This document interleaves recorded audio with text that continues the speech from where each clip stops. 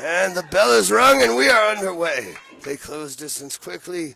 Style versus style. This is one of the benefits we're going to see with this rule set. We've got a Greco primary specialist versus a Jiu-Jitsu guy.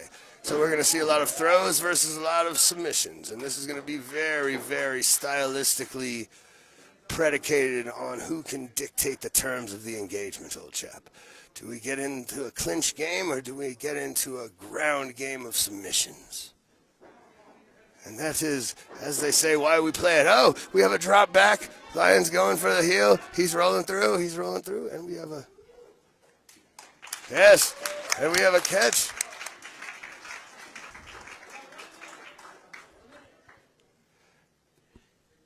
We have a rope break, I believe, is the official call on that. Oh, wait. Oh, yes. No, that was a submission. Okay, we have an official submission. That was 1-0. We're on a 1-minute break right now. In between falls. And that's one of the really interesting things about this rule set, ladies and gentlemen, is each, what is essentially a round, is what under other rule circumstances would be an entire fight. Every fall, every finish is a round. 2 out of 3 falls means that there needs to be 3 finishes to determine a winner every single round. Now, we've got a great takedown underneath. We're working in the ropes, and the Greco style is definitely showing its power and showing its dominance from the top. We have a rope break, and this time we get the definitive sign for the rope break. Crumpton, our second referee, man on the outside, giving us the verification that that was indeed a rope break. We are back into the tie-up. Yes, we've got a good clinch situation. Russian ties. We've got a good head fight.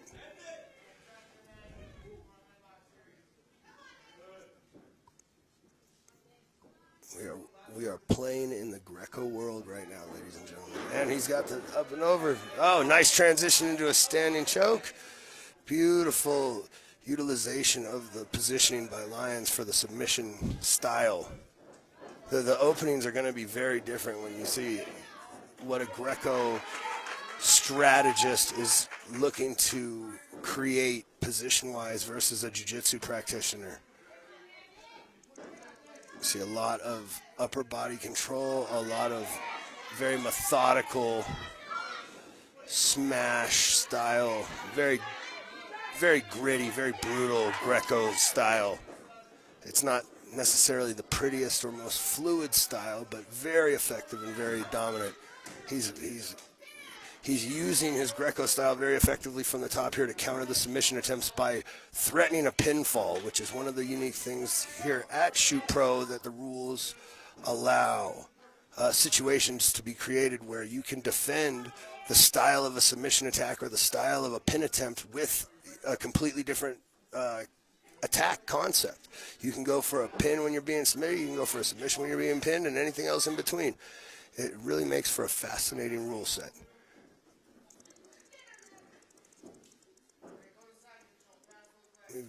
We've got some good work in the ropes. The refs are doing a really good job of letting the action continue until there is a definitive and intentional maneuver by one of the grapplers to get into the ropes to force the break. And you see that very, very pro wrestling influence move right there to drag his man back to the middle so he can't get back to the ropes, a la Bret Hart.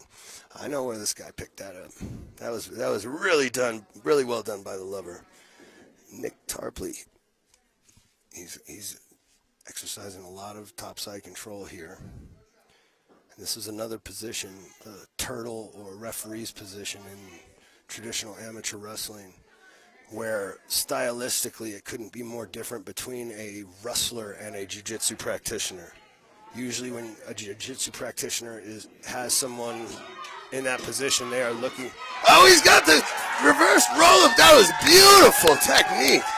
Fantastic pin, and I think that's an example of just not really coming from the same background where you're looking for the pin versus looking for a submission, because that's not really the kind of thing you normally have to defend off of your back, is that pinning angle and attempt. That was fantastic work, and we are at a fall apiece right now, ladies and gentlemen. This is a beautiful third fall here in the opening round. Second match in the tournament, 1 fall apiece. The winner of this is going to move on to the semifinals.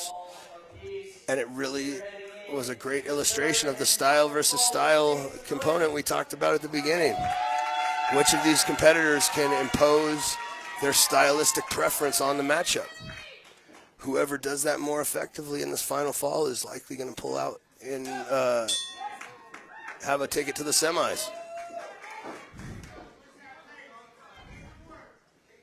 Also, I want to point out that with this format, the difference between, a first-round match that goes, the distance and 3 short falls can have a tremendous ripple effect on the energy of these competitors later on.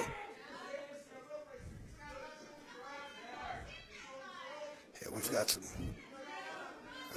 good guard work off his back, but Lyons is working, and he's got the leg lace. He's come over the top. Tarpley's looking.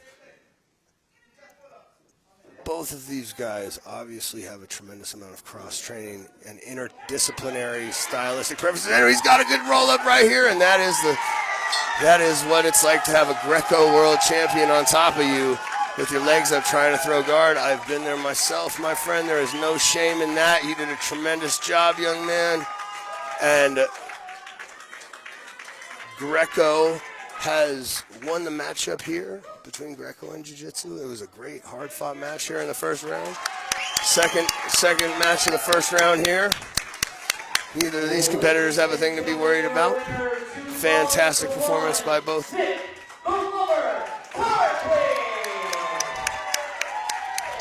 And the lover was able to adapt his style, come back and win the second and third fall with Greco stylistic pinfalls. Great